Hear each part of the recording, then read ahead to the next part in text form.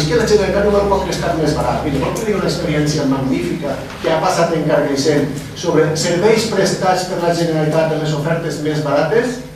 L'Institut Nou de Carcaixent.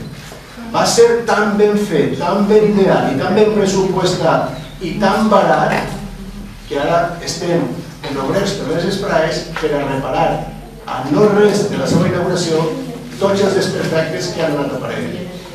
Aquesta és la forma de treballar que se té des de la distància. Què passarà, per exemple, perquè vostès tenen dubtes en molts serveis, i no obstant, els dubtes que tenen apoyen que la llei és magnífica. Què pot passar a l'escoleta municipal? Ja he dit el cas de Paterna. Què pot passar així? Què passarà en l'OMI? Vostè diu que se preste a nivell comarcal.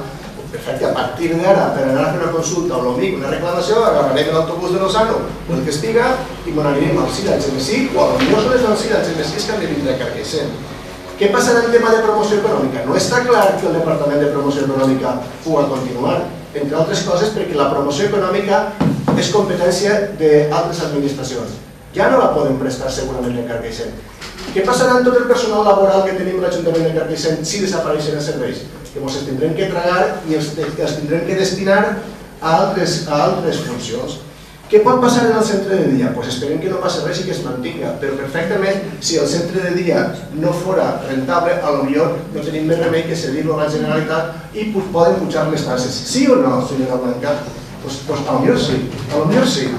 Què pot passar en el conservatori si no hi ha estabilitat? Doncs exactament el mateix. Vostè pot empenyar-se en el que vulgui, però el servei no tingui estabilitat pressupostària, o bé se presta per la Generalitat o pujaran les taxes i s'encaminaran els serveis. Quan no hi ha diners, són els usuaris els que tenen que són. Què pot passar en Procasa? Exactament el mateix.